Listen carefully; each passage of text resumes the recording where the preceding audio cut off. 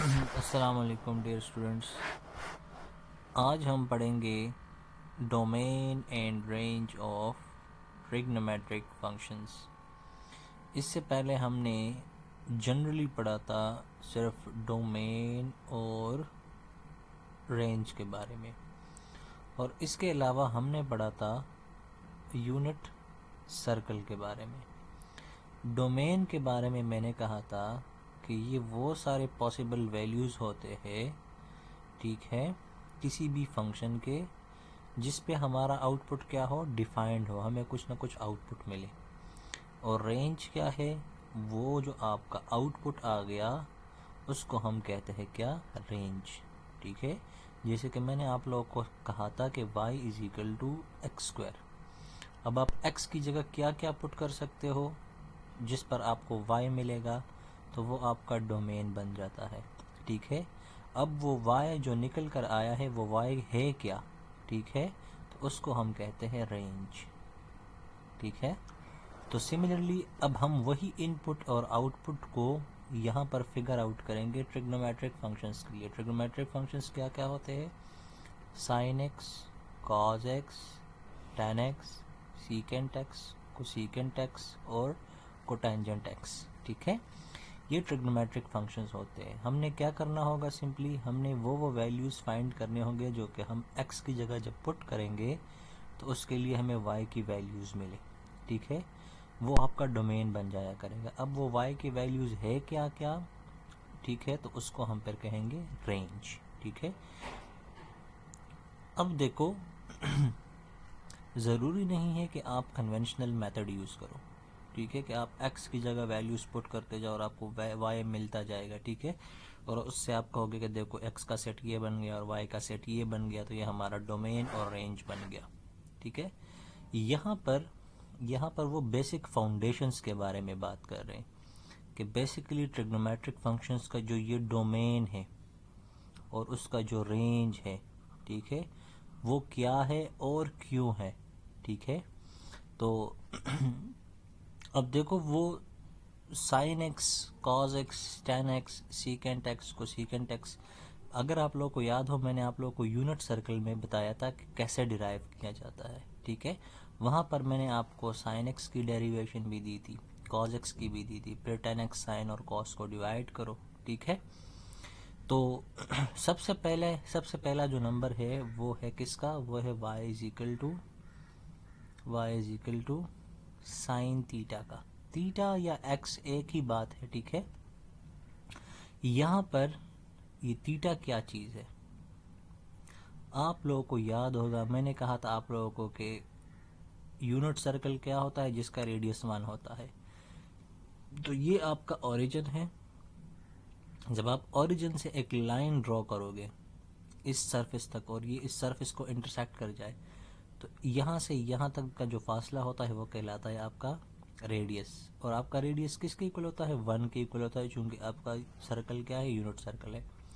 और ये पॉइंट चूंकि हम जानते नहीं है तो हम इसको जनरली लिख देते हैं p of x comma y. ठीक है, इसको हम कहते हैं कोऑर्डिनेट्स। इसमें ये x क्या बता रहा होता है, ये x आपको बता रहा होता है कि x एक्सिस पे आपने कितना डिस्टेंस कवर किया है। ठीक है, और ये y क्या बताता है आपको, y आपको बताता है कि y आपने वर्टिकल हाइट कितनी फॉलो की है। ठीक है, तो अगर आप लोग गौर से देख लो तो ये क्या बनता है, ये एक राइट एंगल ट्रायंगल बनता है जिसके अंदर ये थीटा बनता है। ठीक है, किसके दरमियान, इस बेस और हाइपोटेन्यूज के दरमियान। राइट एंगल ट्रायंगल क्या होता है, जिसमें एक एंगल क्या हो, 90 डिग्री हो। इस y को हम कहते हैं परपेंडिकुलर, इस x को हम कहते हैं बेस, और इस r को हम कहते हैं क्या, हाइपोटेन्यूज। ठीक है, इसको हम क्या कहते हैं, हाइपोटेन्यूज कहते हैं। ठीक है, फिर हमने क्या कहा था कि हम जब साइन की रेशो इस थीटा पर अप्लाई करेंगे तो राइट एंगल ट्रायंगल में साइन थीटा किसके इक्वल आता है, sine theta is equal to perpendicular by hypotenuse. अब परपेंडिकुलर की जगह क्या है, y है, और हाइपोटेन्यूज की जगह r है। अब r की जगह क्या आ सकता है, 1 आ सकता है, तो y किसकी इक्वल हो जाएगा, साइन थीटा के। इसकी जगह जब 1 आ जाए तो y by 1 is equal to sine theta, which is equal to y equal to sine theta. तो यहाँ से आता है साइन थीटा। अब ये थीटा आपका इनपुट है और y आपका क्या है, आउटपुट है।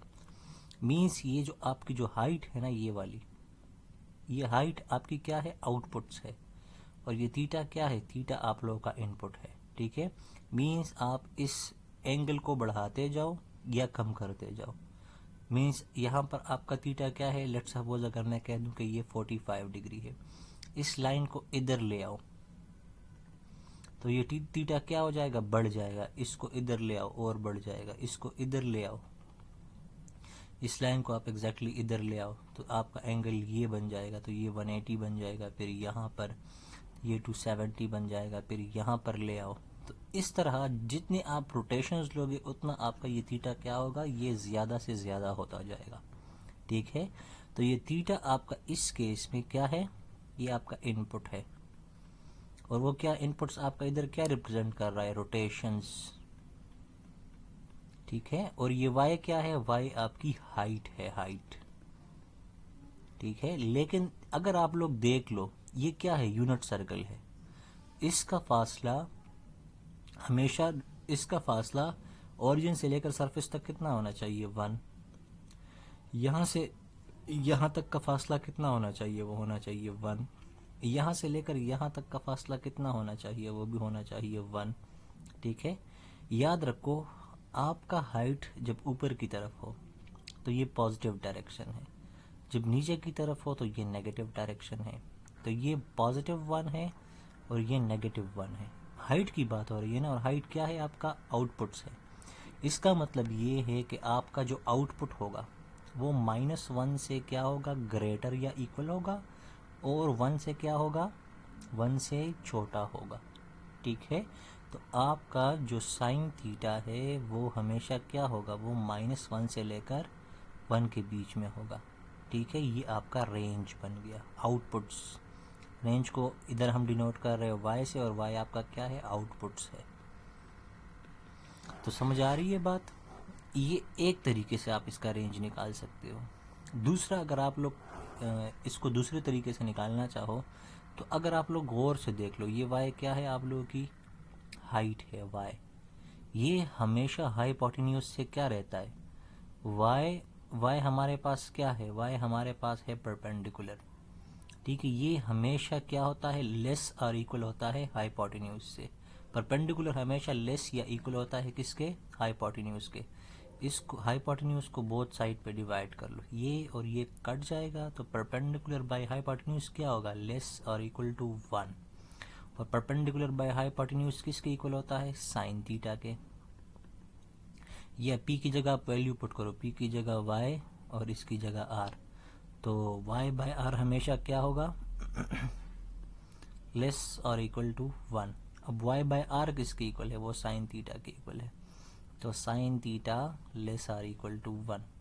लेकिन मैंने क्या बताया कि ये हाइट हमेशा पॉजिटिव नहीं होता है। अगर ये अपवर्ड है, अगर मैं ये ट्राइंगल इधर बना दूं, इधर अगर मैं ये ट्राइंगल ऐसे बना दूं कि ये मेरे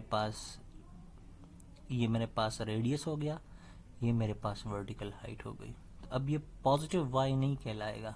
ठीक है, ये नेगेटिव y कहलाएगा। ठीक है, तो इस वजह से अगर हमारे पास हो -p less or equal to h, तो -p/h less or equal to 1। This implies p/h is greater और इक्वल टू -1, और p/h किसके इक्वल होता है, साइन थीटा के इक्वल होता है, तो साइन थीटा ग्रेटर और इक्वल टू -1। ठीक है, अगर आपको ये कहानी समझ नहीं आती तो शॉर्टकटली याद रखना कि आपका जो रेंज है वो सिंपली -1 से लेकर 1 के बीच में है, क्योंकि आप लोग ये चीज़ें दोबारा सेकेंड ईयर में जाके बहुत डिटेल से पढ़ोगे आप लोग ये चीज़। ठीक है, अब डोमेन के लिए हम क्या देखते हैं, डोमेन के लिए हम थीटा देख रहे हैं, और थीटा कॉन्सेप्चुअली क्या है, थीटा आपकी रोटेशंस है कि आप नंबर ऑफ रोटेशंस जितना बढ़ाते जाओ क्या होगा आप लोगों के पास, आपको जवाब मिलता जाएगा। तो थीटा आप कुछ भी पुट करो, आपको कुछ ना कुछ जवाब ज़रूर मिलेगा। ठीक है, ऐसा कोई भी एंगल नहीं है जब आप वो साइन को दे दो और आपको जवाब ना मिले। ठीक है, तो इस वजह से हम कहते हैं कि साइन थीटा का जो डोमेन है इस वजह से हम कहते हैं साइन थीटा का जो डोमेन है वो किसके इक्वल है, वो आर के इक्वल है, इंटायर रियल लाइन, या minus infinity to positive infinity के इक्वल है। और साइन थीटा का रेंज क्या है, वो है -1 to 1। ठीक है, ये याद रखना। अगर समझ ना आए तो जस्ट ये दो चीज़ें आपको लाजमन आनी चाहिए। ठीक है, अगर आपको ये दो चीज़ें याद है तो आप इससे कोई भी MCQ सॉल्व कर सकते हो, कोई भी टेस्ट का MCQ हो, पेपर का MCQ हो, पेपर का क्वेश्चन हो, तो आप सॉल्व कर सकते हो, इजीली कर सकते हो। ठीक है, अब जी बारी आती है किस चीज़ की, अब बारी आती है कॉस की। पहले मैं ये मिटा दूं।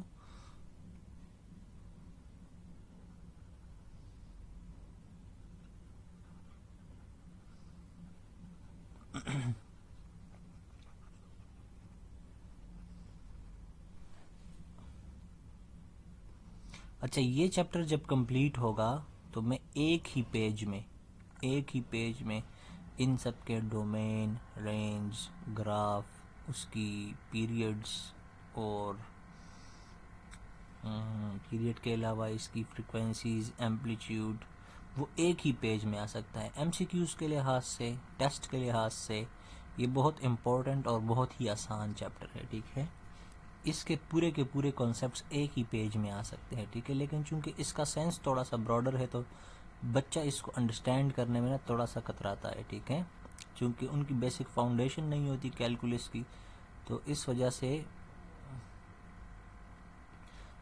उनको समझने में थोड़ी सी दिक्कत होती है। चलिए अब देखो, यही आपके पास यूनिट सर्कल है, यही यूनिट सर्कल है आप लोगों के पास। ठीक है, एक मिनट मुझे इसको बंद करने दो। फिर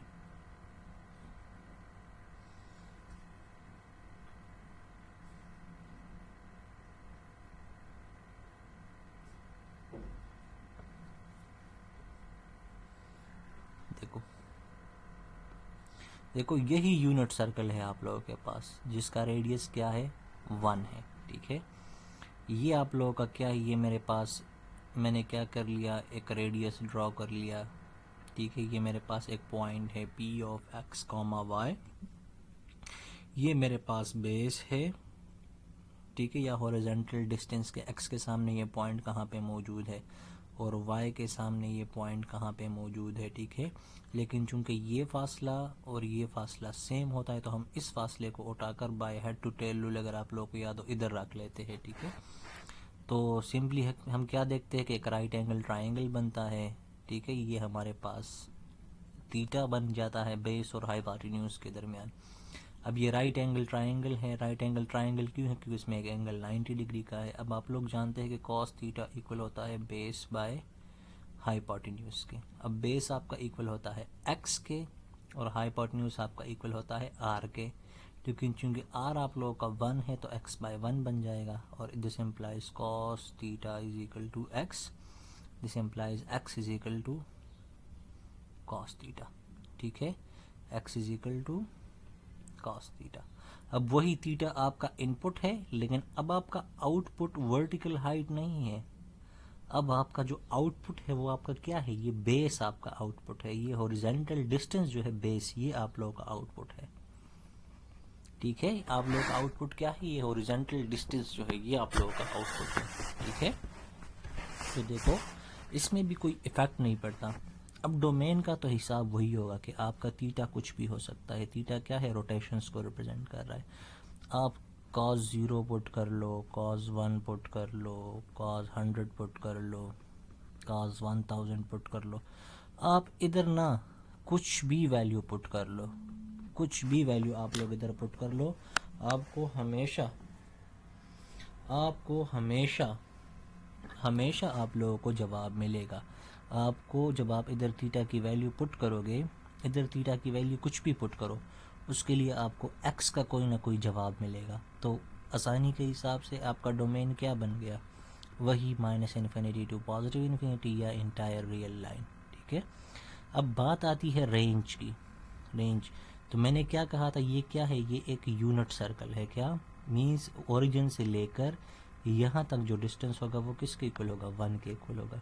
और ये क्या है, ये पॉजिटिव x है। लेकिन अगर मैं ये ट्राइंगल, क्योंकि ये पॉइंट तो मूव करता है ना, सपोज अगर ये पॉइंट यहाँ पे आ गया, ठीक है, तो देखो ये मैंने यहाँ पर एक लाइन ड्रॉ कर ली, ये इसका हॉरिजॉन्टल डिस्टेंस हो गया और ये इसका वर्टिकल हो गया। ये आपका -x है और ये आपका y है और ये आपका थीटा है, ठीक है। अब देखो यहाँ पर तो पॉजिटिव डायरेक्शन में x था तो +1 है, यहाँ पर नेगेटिव डायरेक्शन है तो यहाँ तक ये जो रेडियस होगा ये क्या होगा, -1। ये असल में -1 नहीं होता, ये माइनस डायरेक्शन को शो कर रहा होता है।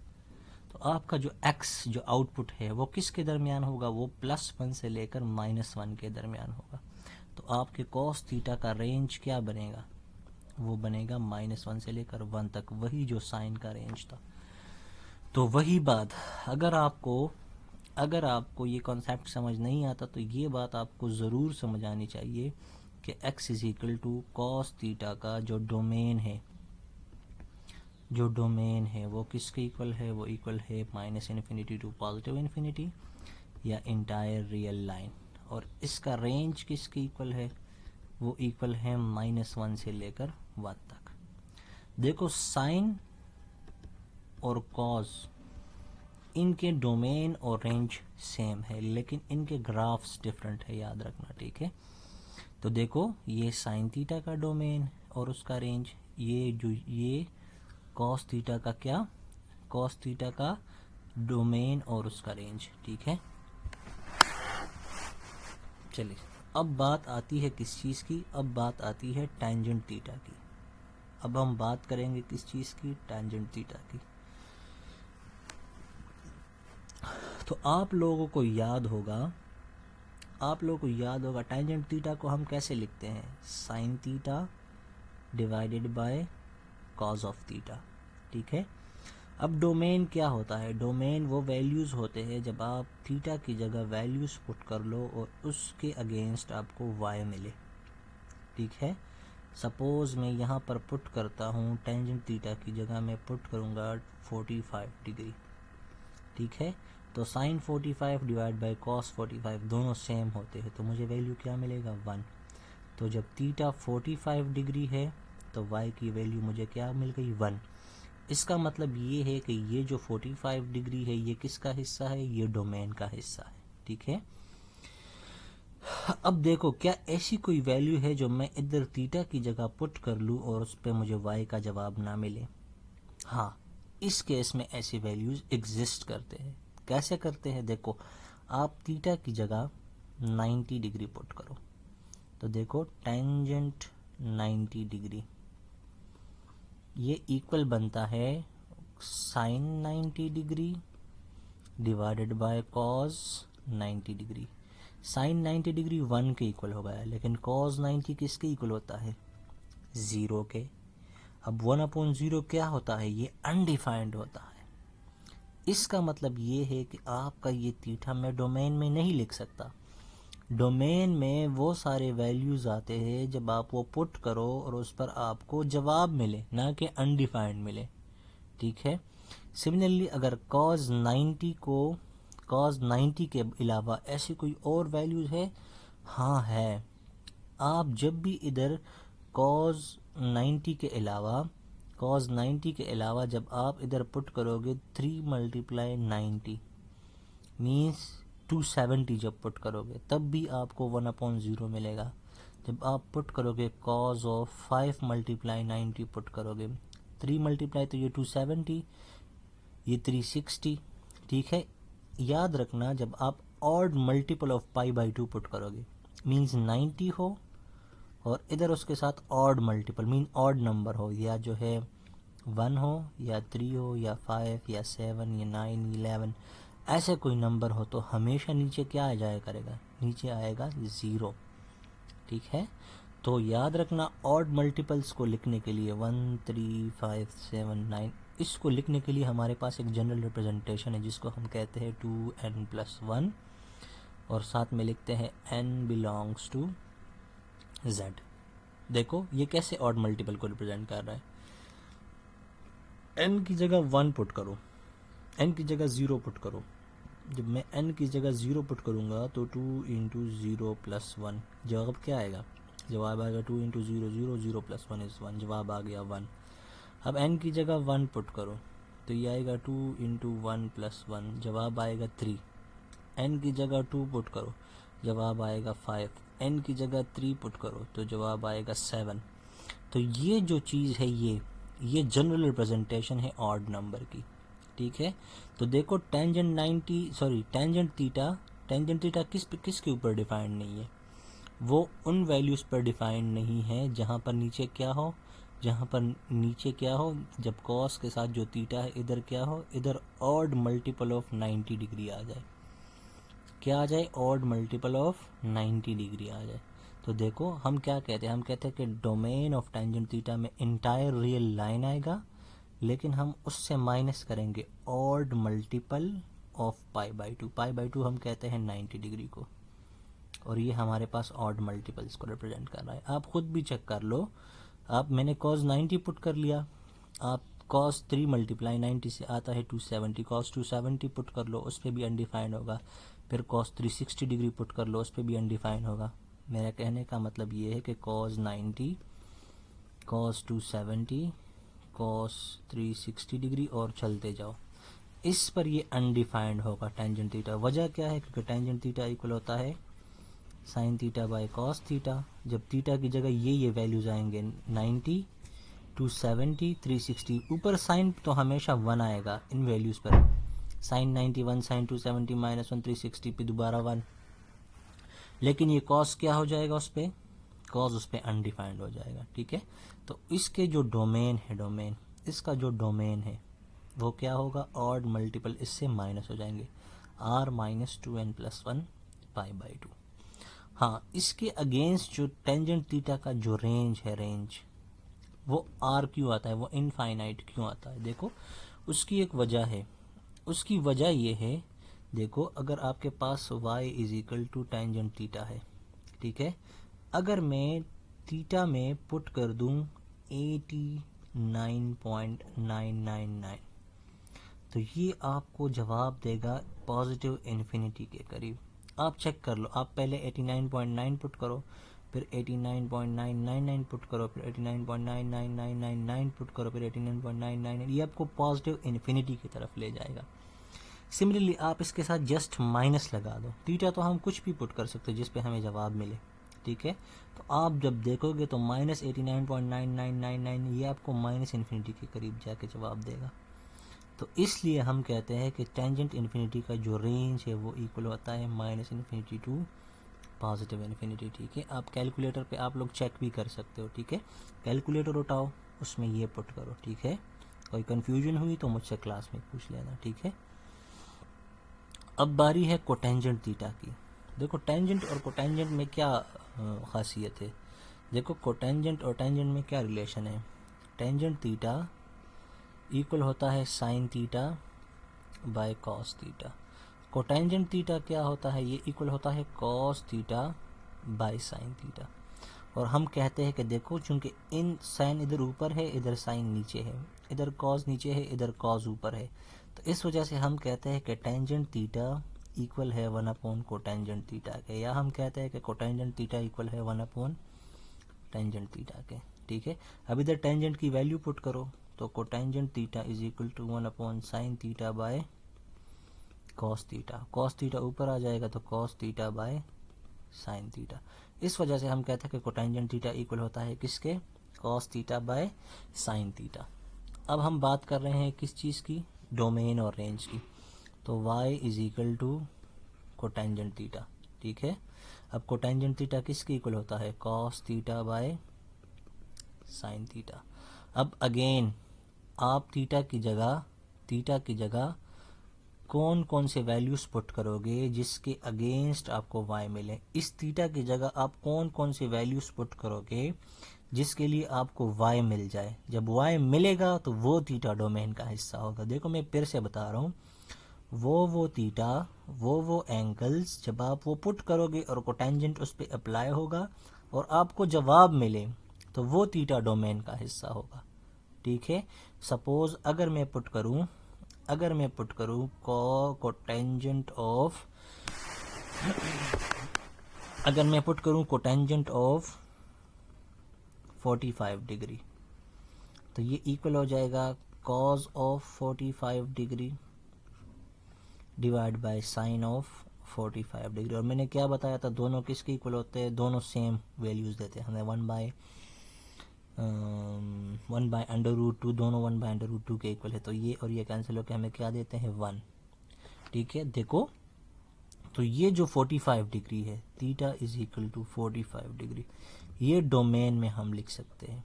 ठीक है, लेकिन अगर मैं इधर 0 डिग्री पुट करूँ, y is equal to cotangent of 0 degree, तो ये बन जाएगा cos of 0 degree divided by sine of 0 degree. Cos 0 किसके इक्वल होता है 1 के, साइन 0 किसके इक्वल होता है 0 के। तो इसका मतलब क्या हुआ, इसका मतलब वही हुआ अनडिफाइंड। क्या आपको जवाब मिला? नहीं, जवाब नहीं मिला। इसका मतलब ये theta is equal to 0 degree आपके डोमेन का हिस्सा नहीं बन सकता।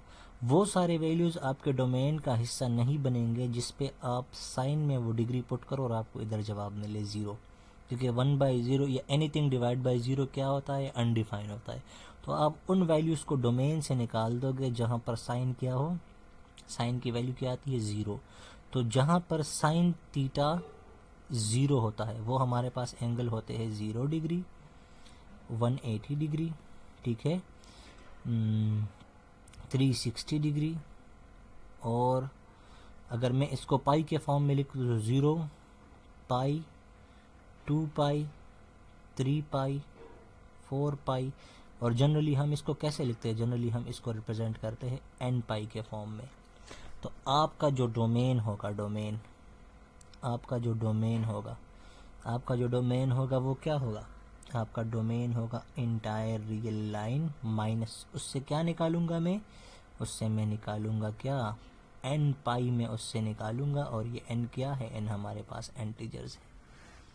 ये n पाई असल में इस चीज़ को रिप्रेजेंट कर रहा है, ठीक है। और आप इसको अपने लिए चेंज कर दो तो ये आपको 0, 180, 360 और सिंपली 3 मल्टीप्लाई 180, ये असल में क्या है, ये 0 है, ये 180 है, ये 2 मल्टीप्लाई 180 है, इसके बाद आएगा 3 मल्टीप्लाई 180, फिर 4 मल्टीप्लाई 180, 180 को हम पाई लिखते हैं, ठीक है। तो 3 पाई, 4 पाई, 2 पाई, सिंपली चलते जाओ, ठीक है। अच्छा, इसका रेंज क्या होगा, इसका रेंज वही -इन्फिनिटी से लेकर पॉजिटिव इन्फिनिटी तक, या इंटायर रियल लाइन जिसको हम कहते हैं। जवाब इसका वही सेम है कि आप सिंपली क्या करो, अपने लिए वैल्यूज पुट करो, y is equal to cotangent theta में, ठीक है। आप वैल्यू पुट करो y is equal to cot of 0.000001, तो ये आपको इंतहाई बिगर वैल्यू देगी, और सिंपली इसके साथ माइनस लगा दो, ठीक है। तो ये आपको क्या देगी, फिर एक बहुत स्मॉलर वैल्यू देगी। तो इसके आउटपुट में बहुत बड़ी वैल्यू भी है, बहुत छोटी वैल्यू भी है। तो इसकी क्या है, रेंज हमारे पास है -इन्फिनिटी से लेकर पॉजिटिव इन्फिनिटी तक, ठीक है। अगर आपको अब तक ये कॉन्सेप्ट समझ नहीं आ रहा तो ये चीज़ कम से कम समझ आनी चाहिए कि sine theta, cos theta, tangent theta, cotangent theta, sign theta का जो डोमेन है वो इंटायर रियल लाइन है, और उसका जो रेंज है वो है -1 to 1। कॉस थीटा का जो डोमेन है वो है इंटायर रियल लाइन, उसका रेंज है -1 to 1। टेंजेंट थीटा का जो डोमेन है वो है इंटायर रियल लाइन, लेकिन उसमें ऑड मल्टीपल ऑफ π/2 इंक्लूड नहीं होंगे, ठीक है, और इसका रेंज इंटायर रियल लाइन है। कोटेंजेंट थीटा का जो डोमेन है वो है इंटायर रियल लाइन, लेकिन उसमें मल्टीपल ऑफ पाई नहीं होना चाहिए, ठीक है, n पाई, और साथ में इसका जो रेंज है वो है इंटायर रियल लाइन, ठीक है। रियल लाइन को आप -इन्फिनिटी टू पॉजिटिव इन्फिनिटी भी लिख सकते हो, या इसको आप रियल लाइन भी कह सकते हो, ठीक है। अच्छा, अब बारी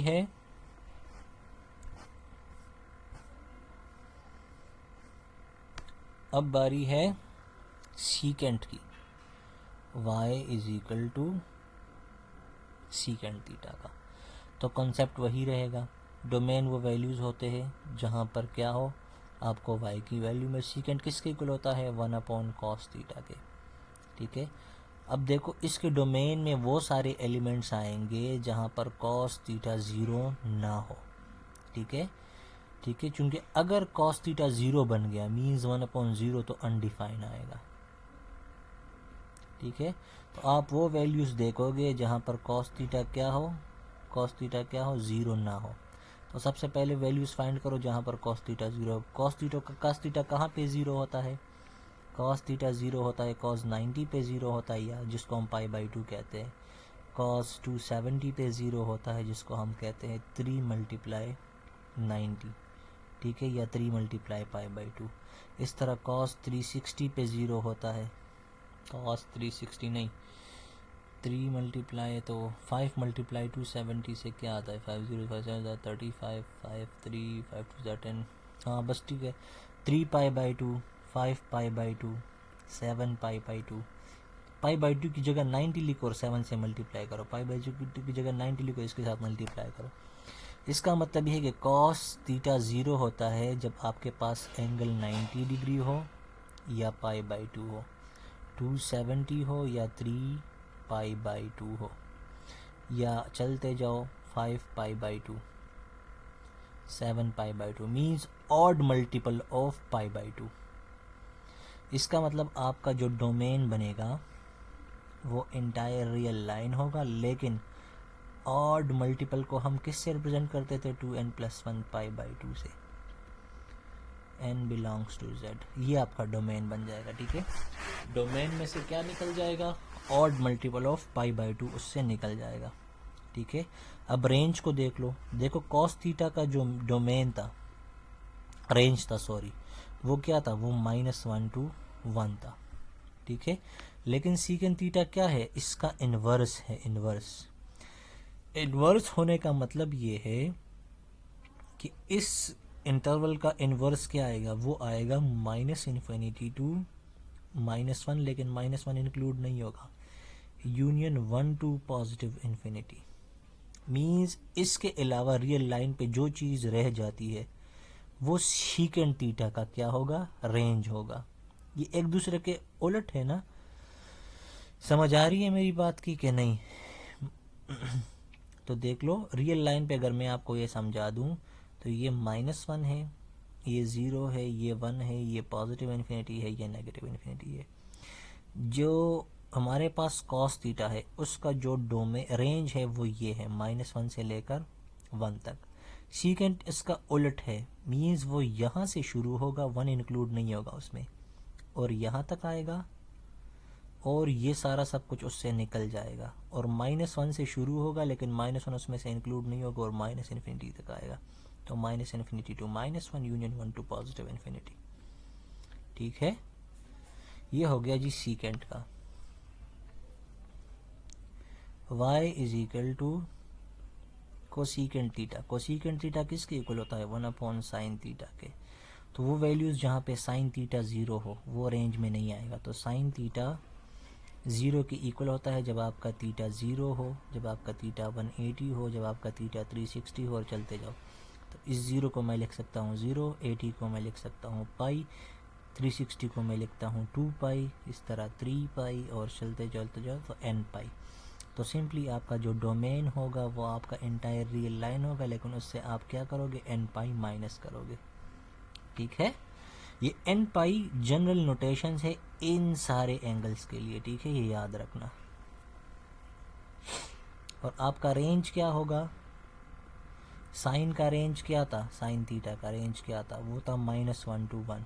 तो इसका उलट जो होगा वो क्या होगा, वो -∞ to -1 यूनियन 1 to +∞। उलट चलेगा। ठीक है, तो आपका जो रेंज आएगा वो क्या आएगा, -∞ to -1 यूनियन 1 to +∞। ठीक है, तो अगर मैं अब एक ही गो में सारा डोमेन और रेंज लिखवाऊँ, अगर आपको ना ये कहानी समझ नहीं आई कि क्या होता है डोमेन, कैसे होता है, क्यों होता है, किस तरह से होता है, दफ़ा करो सब चीज़ों को। आखिर में आपको ना ये चीज़ समझ आनी चाहिए कि देखो, जब आपके पास साइन थीटा हो, ठीक है, तो उसका डोमेन होना चाहिए इंटायर रियल लाइन या minus infinity to positive infinity. उसका रेंज किसके इक्वल होना चाहिए? उसका रेंज इक्वल होना चाहिए -1 से लेकर 1 तक, ठीक है। यही सेम क्या है कॉस के लिए भी है, ठीक है। अब टेंजेंट थीटा के लिए क्या है? टेंजेंट थीटा के लिए जो डोमेन है वो हमारे पास है सारा रियल लाइन, लेकिन हम उससे ऑड मल्टीपल ऑफ π/2 निकाल लेते हैं। वजह क्या है कि टेंजेंट थीटा इक्वल होता है sine theta by cos theta के, और ऑड मल्टीपल ऑफ 2 पे cos π/2, so odd multiple of π/2 पे कॉस थीटा 0 होता है, इस वजह से हम वो निकाल लेते हैं। इसका जो रेंज है वो इक्वल होता है इंटायर रियल लाइन के, क्योंकि टेंजेंट हमें बड़े से बड़ा वैल्यू भी देता है और छोटे से छोटा वैल्यू भी देता है। कोटेंजेंट थीटा उसका जो रेंज है वो हमारे पास entire real line minus n pi, means pi के जितने भी मल्टीपल्स है वो निकाल दो, और इसका जो रेंज है वो हमारे पास आर ई है, ठीक है, इंटायर रियल लाइन है। और इसके बाद है हमारे पास सीकेंट थीटा, सीकेंट इक्वल होता है 1/cos के, तो इसका रेंज किसके इक्वल आएगा? इसका डोमेन इक्वल आएगा आर माइनस सीकेंट इक्वल होता है 1/cos थीटा के, तो इसके डोमेन में वो सारे पॉइंट्स नहीं आएंगे जहाँ पर cos थीटा 0 होता है, तो 2n+1 π/2 इससे माइनस होगा, ठीक है। तो रियल लाइन से आप ये पॉइंट्स निकाल दोगे, ठीक है। और इसका जो रेंज है वो क्या आएगा? इसका जो रेंज है वो आएगा minus infinity to -1 union 1 to positive infinity, ठीक है। और कोसेकेंट थीटा का रेंज तो यही रहेगा -infinity to -1 union 1 to positive infinity, 1 to positive infinity, ठीक है। इसका रेंज क्या होगा? इंटायर रियल लाइन, लेकिन उससे क्या निकल जाएगा? एन पाई निकल जाएगा। अगर ये मैं आपको रियल लाइंस के ज़रिए से ना ये चीज़ समझाऊं, ये 0 है, ये पाई है, ये 2 पाई है, ये 3 पाई है, मीन्स ये 180 है, ये 360 है, ये हाँ ये चलते जाओ, तो ये पॉइंट्स रियल लाइन में से नहीं होंगे, ठीक है। ये -पाई ये भी नहीं होगा, -2 पाई ये भी नहीं होगा, तो ये पॉइंट्स नहीं होंगे। बाकी इसके बीच के जितने भी पॉइंट्स हैं ना, ये सारे के सारे क्या होंगे? ये डोमेन का हिस्सा होंगे, ठीक है, लेकिन ये नहीं होंगे, ठीक है। अगर मैं आपको ये रियल लाइन पे दिखा दूं, तो अब सपोज ये आपके पास 0 है, ठीक है, ये आपके पास क्या है? π/2 है, ये आपके पास पाई है, ये आपके पास 3 π/2 है, ठीक है, ये आपके पास 2 पाई है, ये आपके पास 5 π/2, ये चलते जाओ, तो ये भी नहीं होगा डोमेन में, ये भी नहीं होगा डोमेन में, ये भी नहीं होगा। बाकी इसके बीच के जितने भी पॉइंट्स आएंगे ना, वो सारे के सारे डोमेन का हिस्सा होंगे। सिमिलरली आप नेगेटिव साइड पे भी यही चीज़ें लिख दो, ठीक है। तो आई होप सो कि आप लोग को रियल लाइन पे ये चीज़ और ये चीज़ थोड़ी बहुत समझ आई होगी, ठीक है। तो आप इसको फ़िलहाल डाइजेस्ट करें यहाँ तक कि डोमेन और रेंज क्या चीज़ है, ठीक है। तो अगर आपको वो पूरी कॉन्सेप्चुअल सेंस समझ नहीं आती, तो आपको ये चीज़ कम से कम याद रहनी चाहिए, ठीक है। तो आज के लिए इतना ही, नेक्स्ट लेक्चर में मिलते हैं इंशाल्लाह।